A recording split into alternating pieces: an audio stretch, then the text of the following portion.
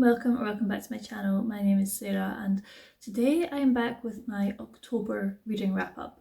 You can really tell it's the end of October. The light is terrible in here.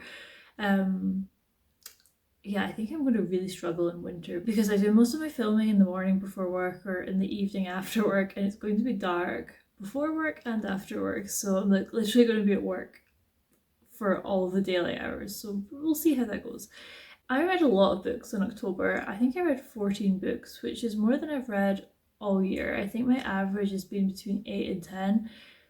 A couple of reasons for that. I was on holiday for the first sort of 2 weeks of the month, so I read quite a lot then. And I also read some like 3 or 4 books that were about 100 pages, so that's kind of like one book in itself.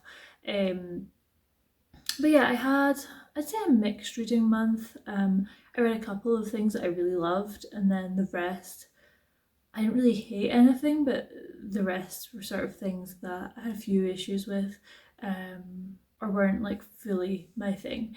So yeah, I'll start with the ones I really loved, and then after that, just sort of ignore the order I normally do from best to worst, but yeah, it was really hard to order these. I like tried to make a list and then I was like scoring things out and rewriting. So yeah, after the first sort of 2 or 3, just ignore the rest of the order.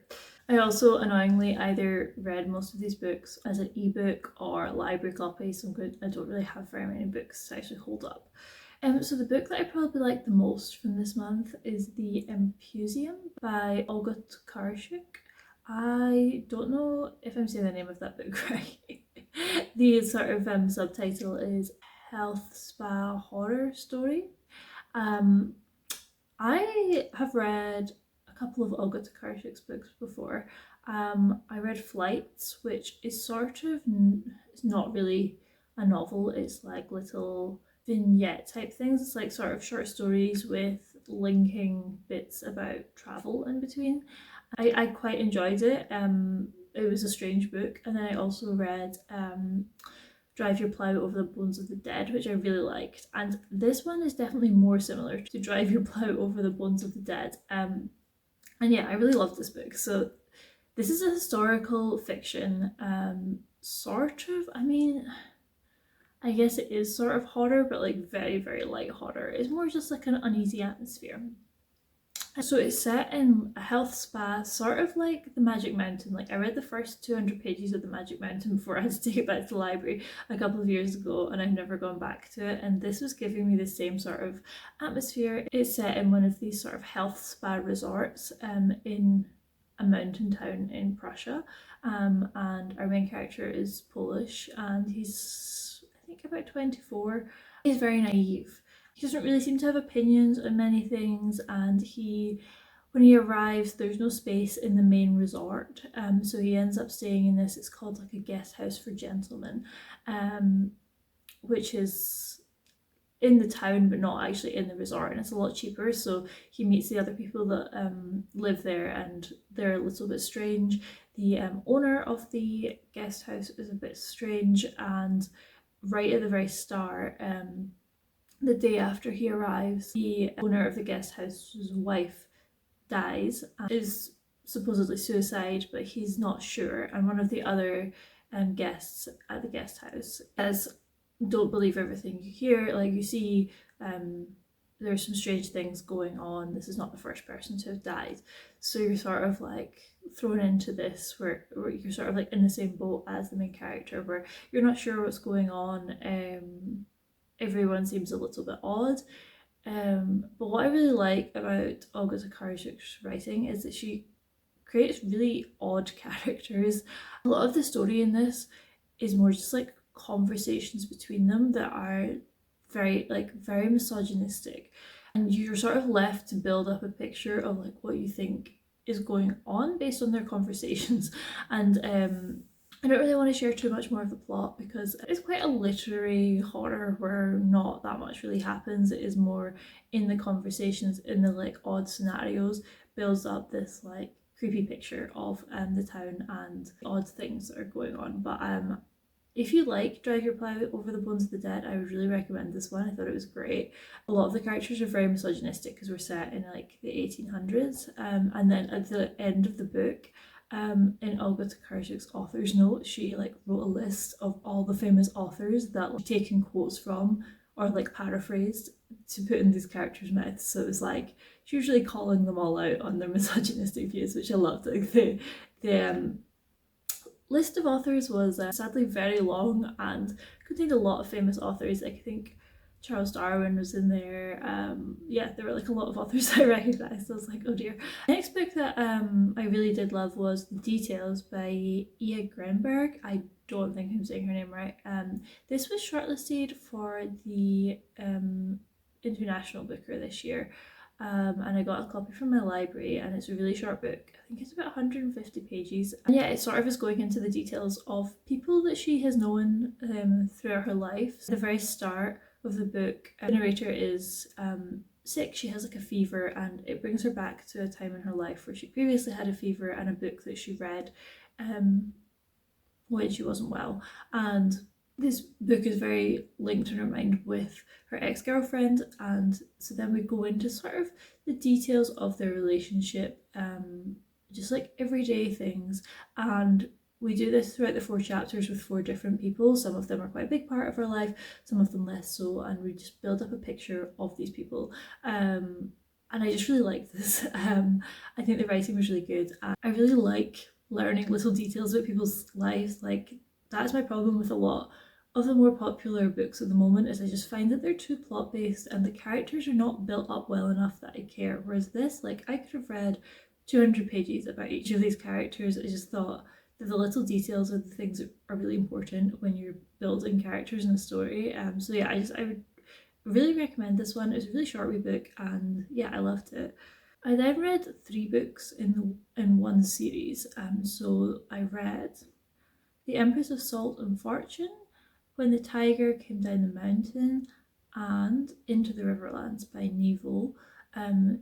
These are part of her Singing Hills cycle, and I got a free trial of Everand, and they had all 3 on it. Well, there are 5 now, but I read the first 3.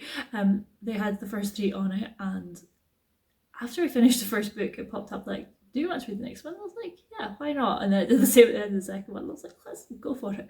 So I was obviously quite enjoying it. These are very short novellas, and we follow cleric called Nghi, and they are sent essentially to collect stories from throughout the empire and to bring them back to record in their monastery, essentially. So in the first 3 books we see them in 3 different locations collecting stories from different people, and they have a little hoopoe bird called Almost Brilliant that comes along with them. These are very quiet books, especially the first one, which is probably the one I liked the most, maybe. In the first one, she has gone to collect a story about the Empress from this house that the Empress lived in before she died, and each chapter begins with an object, and then we get the story of how this object relates to the Empress, told by her sort of friend slash servant who still lives in the house.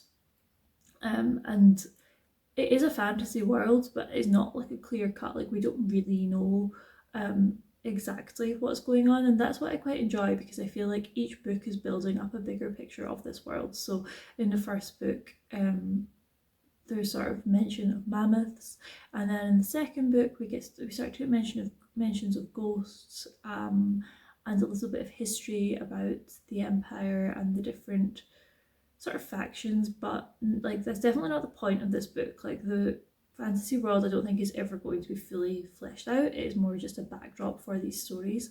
And for example, in the second book, we have these tigers. They're like tigers that turn into humans and back into tigers again, and they're telling a story about this other tiger. So it's all about storytelling, oral storytelling, and how stories can change from who tells it. So in the second book, the tigers have a very different memory of the story that Nghi has been told. So Nghi has their own version that the clerics have, and the tigers are like, no, that's not right. So that was quite interesting. And the third one I liked the least, probably because it was sort of more actiony, where She goes into the Riverlands, which is quite a dangerous area, and they meet various different people, and they're all travelling together to try and escape.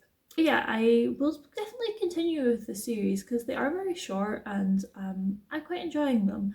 I don't finish them and think like, whoa, that was amazing, but they're all good. So yeah, something quite different as well. Like I've never, basically what happens is I'll get into a longer book that I read, but I read a really long fantasy book when I was on holiday, and I really liked the first 400 pages, and I didn't really like the last 400 pages, and I just started to feel a bit like, wow, I've wasted, not wasted, but you know, I spent so much time reading this book that I ultimately didn't like, and I wanted some shorter fantasy books, so that's why I read those. In the same vein, I also read A Sam for the Wild Built by Becky Chambers. I've never read any Becky Chambers before, and I wanted to try her Wayfarers series, but they're all quite long and they're sci-fi, and I'm just, I wasn't quite ready to commit, so I thought I would try one of her shorter novellas. So this is part of her Monk and Robot series. I think there are only 2 books out at the moment, and this one I also read on Everand because it popped up like, if you like this then try this, and I was like, why not. Again, this was I think about 150 pages, so quite short, and this is quite a nice little story as well. I'd say I would compare it to the Nouveau books. It's got a similar sort of feel to it where it's quite, I guess, cozy and comforting, and nothing too crazy is happening. My one complaint about this one is I feel like if you, it could almost read as a children's book if, you know, there were some like swear words in it and like mention of sex, but if you took that out, it is like quite literally a children's book. But I think it's sort of meant to bring comfort. So in this book we have our main character Dex, who is a monk, and they become a bit disillusioned with life in the city, and they decide that they want to try something new, so they become a tea monk. Which is basically a monk that gives people a cup of tea and listens to their stories, but and they become quite good at it, but then they still feel disillusioned, and they decide that they want to leave the sort of inhabited areas and go out into the wilderness. And the wilderness is quite dangerous. Nobody really knows what's out there anymore. The world that we're in, there were robots, and the humans sort of allowed the robots to be freed, and so the robots live in the wild, but no humans have seen them in many, many years. And then Dex encounters this robot, and they sort of begin a sort of mini adventure together. It's very much about the meaning of life, your purpose in life. A monk and the robot have very different perspectives on things, and they share them, and they sort of come to an understanding on certain things. It is quite a cute little book, and I will read the second one because I reserved it from the library. So again, I liked it enough to want to pick up the next one, but I think when a book's that short, I sort of struggle to get too invested in it, but I did enjoy it. Again, in the same vein, I read When Among Crows by Veronica Roth, and this is again about 150 pages, and I was just looking for something sort of short that was a bit more plot focused because I was sort of struggling to concentrate on things, and this really did the job. I like this one quite a lot actually, but it's not really my sort of normal read, which is why I sort of struggle when I pick up something that's completely different from anything I've read before, because yeah, I can't really place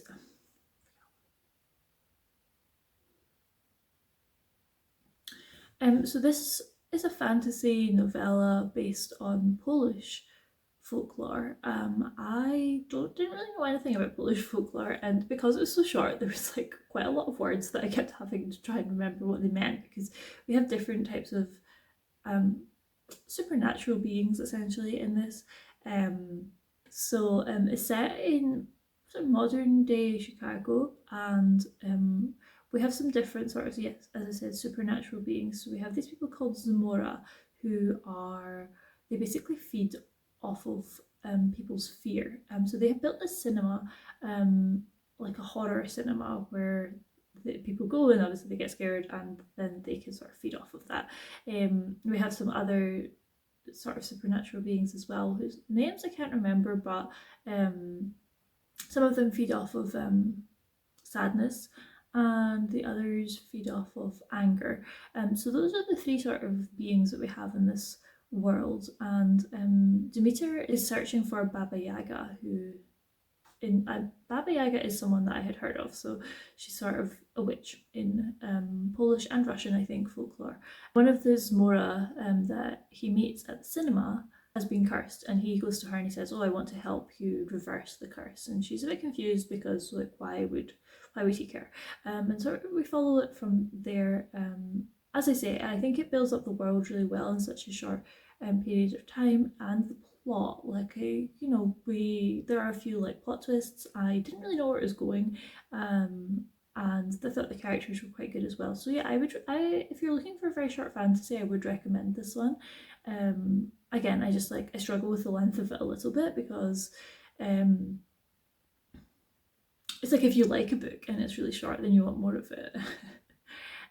So yeah, I feel like this could have been double the length easily and fleshed out the characters a bit better and had some nicer descriptions and really like built up an idea of the world. I feel like the whole time in this book, like, although the world was well built, you're like constantly trying to work out what's going on because it's so short that you're almost, I guess that's part of the suspense. It's like you're trying to catch up with where the characters are at and then work out what they don't know as well. So it was I guess a sort of challenging read in that regard, but I did like it.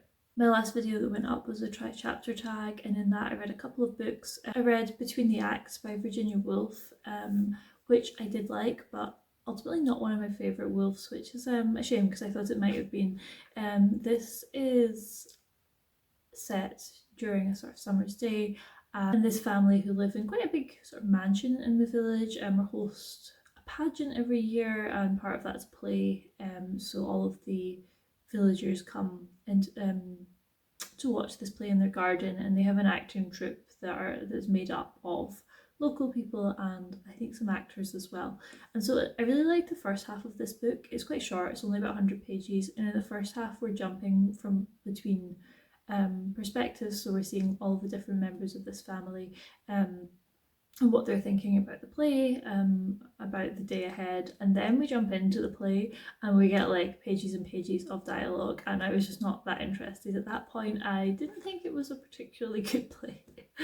And then I quite liked the last 30 pages where we sort of got like a roundup of jumping back into characters' heads again.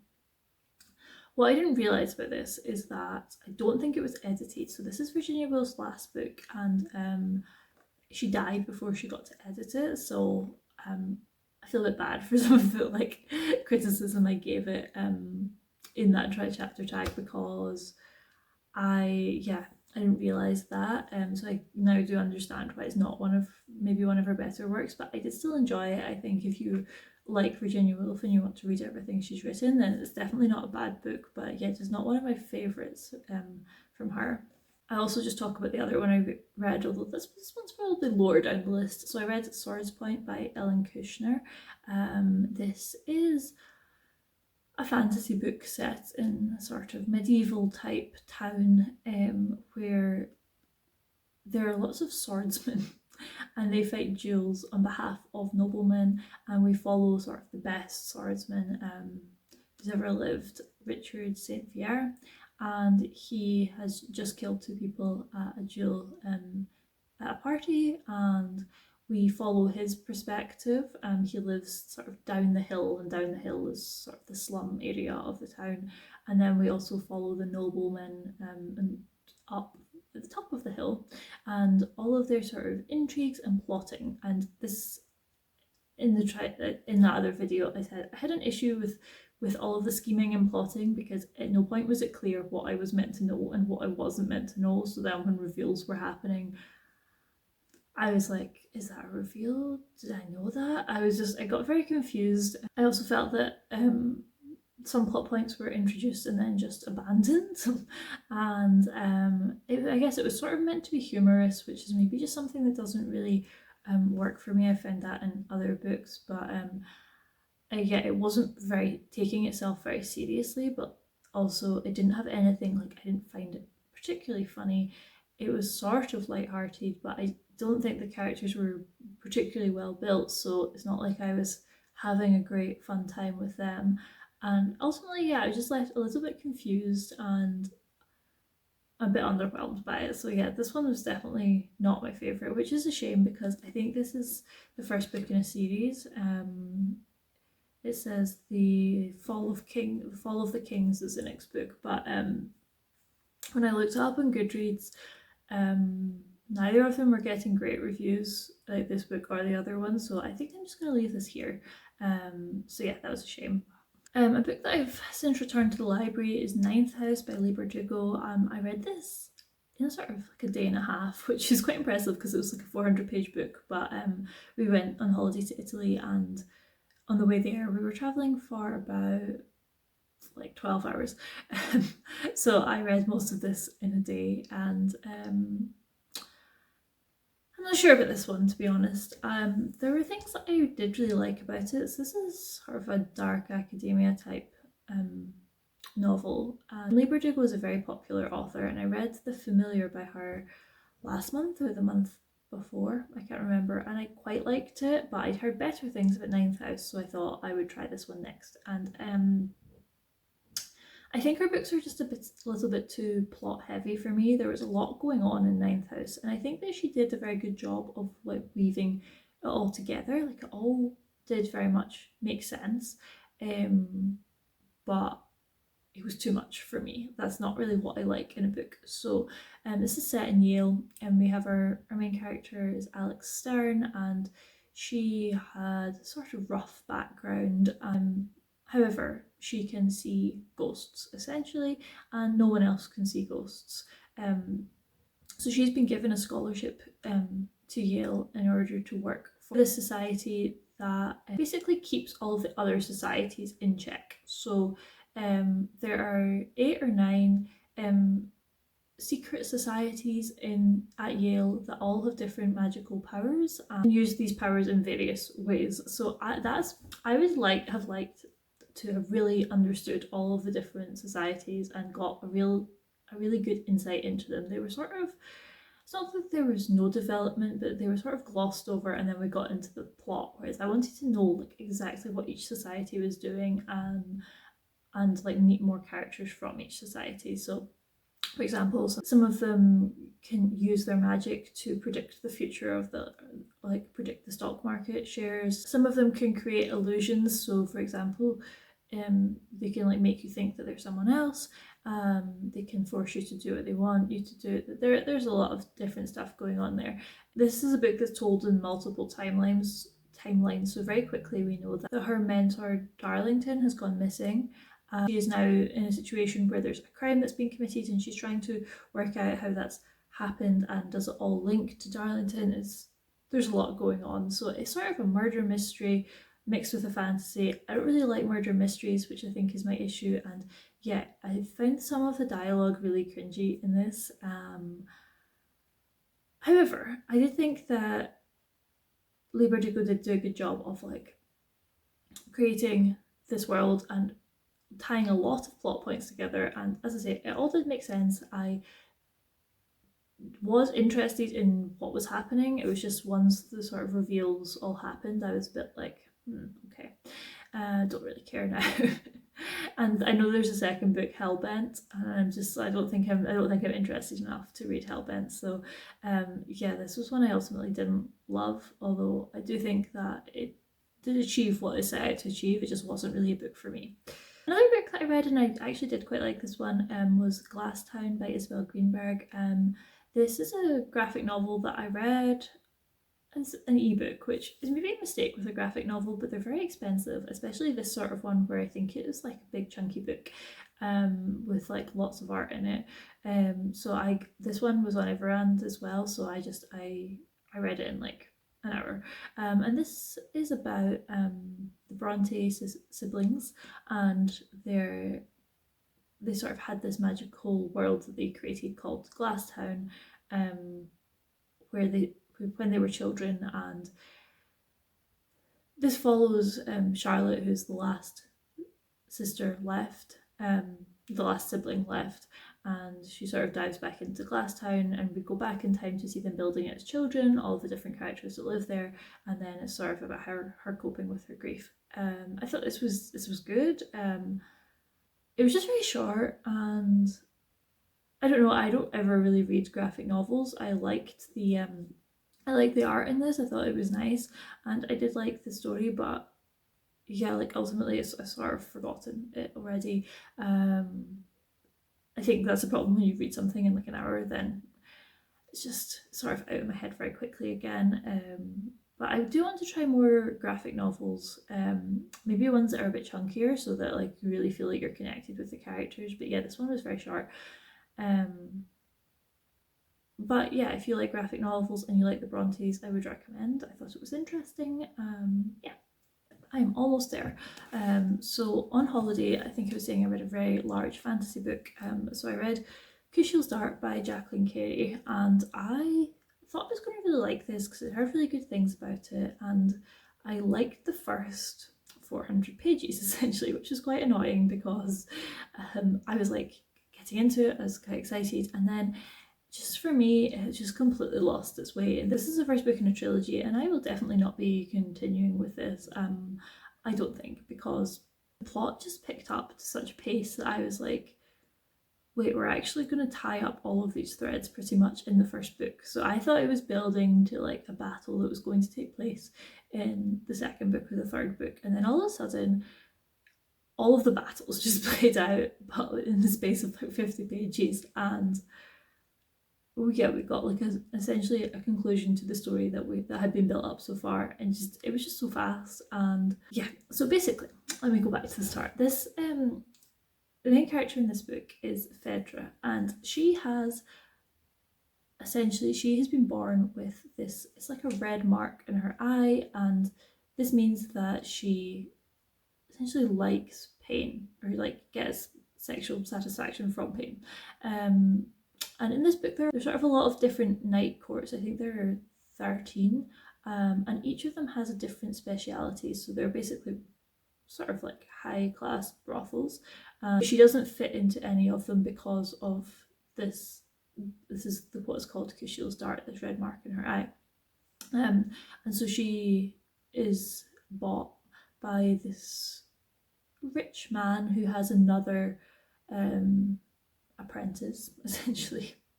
And the two of them grow up together in this house, and he seems to be very involved in the politics of the time. We're not really quite sure why to start with. He seems to have a link to the dead prince and his wife. We're not really sure why he's so interested in what's going on, but he teaches Phaedra to use her powers to gain information for him and just to be a spy. So when she reaches like 15 or 16, she starts going to clients basically for like as a prostitute, and a lot of those clients have very specific needs because she's like BDSM. She wants to be whipped and stuff. And yeah, while she's there, she's trying to like learn information or just observe what's going on and see if there's anything that she can find out. So that was all fine to start with. It was quite a slow build, and then yeah, as I say, the second half just went a bit off the rails. We got to the point where it seemed like the whole plot of this story was just so that Phaedra could like sleep with people and therefore solve the situation. So there's a point where she has to sleep with a sister and a brother, and then that just means that they all decide to go to war with her, and I'm like, doesn't really make any sense.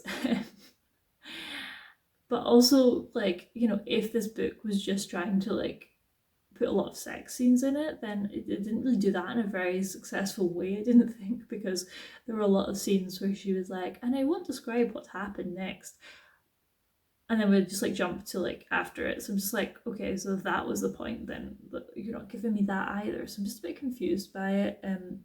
There were also an awful lot of times where Jacqueline Carey wrote, I'm like, and I won't bore you with the descriptions of blah blah blah blah, and that just annoys me. I'm like, either describe it or don't describe it, but don't tell me like I'm just going to skip over this. And that's basically what happened with one of the battles. She's like, and I won't bore you with the details of the battle. I'm like, what? So I found it a bit frustrating. I thought the writing was quite good until towards the end, where it just felt like we were just like rushing through things.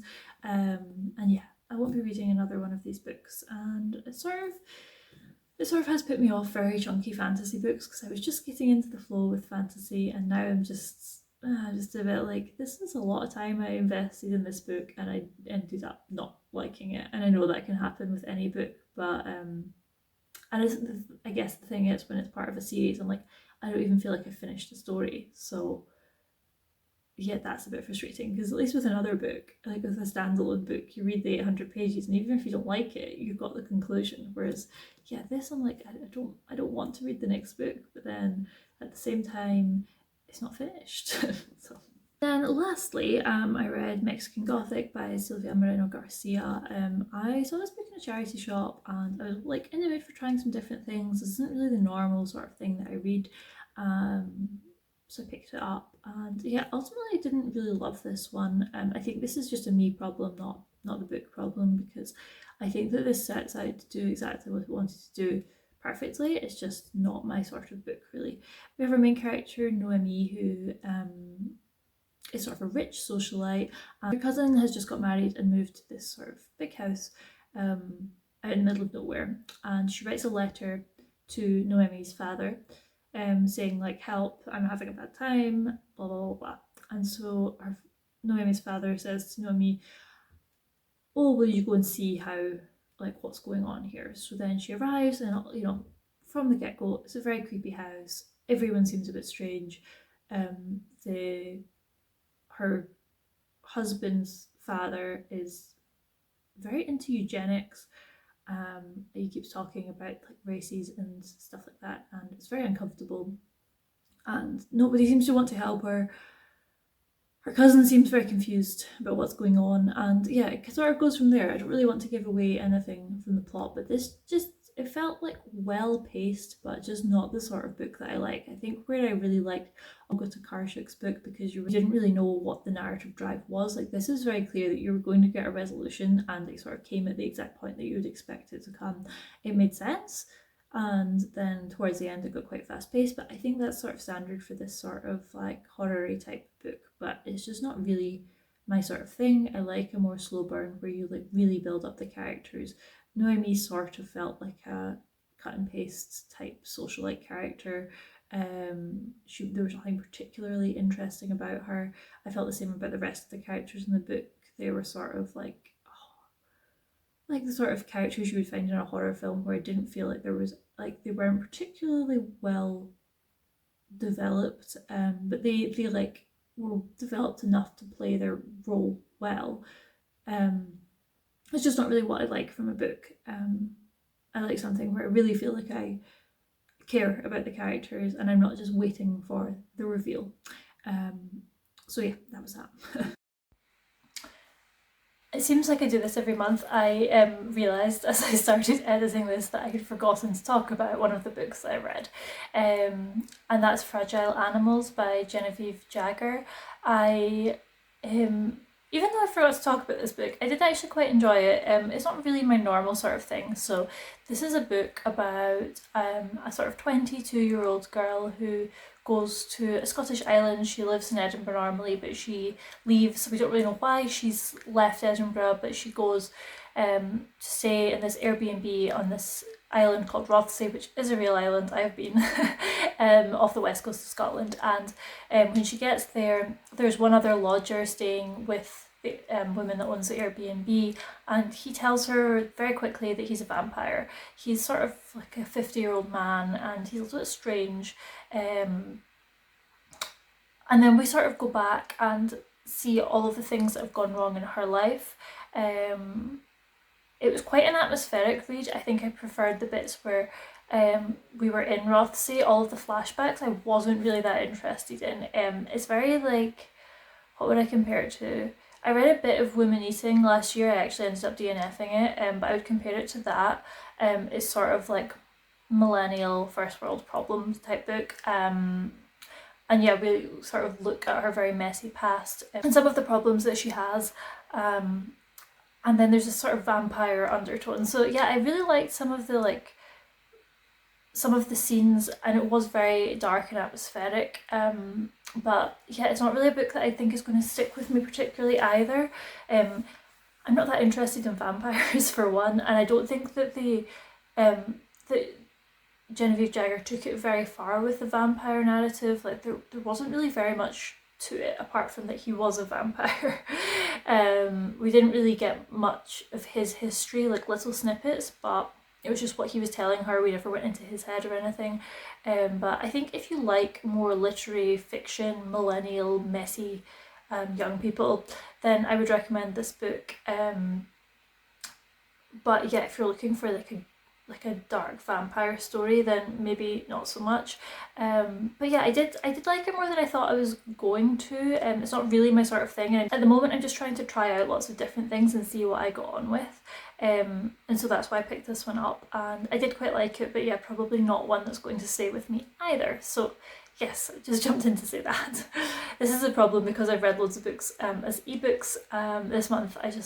One slipped through the net. So yeah, I would say like quite a mixed reading month. I feel like I've had quite a lot of negative things to say about some of these books, which is not great. I did read a couple of books that I really loved, and yeah, I wanted to pick up some like for example Mexican Gothic because it was October and I was wanting to read sort of spookier books. And yeah, some of the sort of shorter fantasy books that I read was basically just because I had a subscription in Everand, which has now finished. And so I think my goal for the rest of the year is to try and read some of the physical books on my TBR, because I keep picking up things that are from the library or like ebooks, and that's fine. It's not like I'm spending money in those books, but I have a lot of books on my shelves to read. So that is my focus for the rest of the year.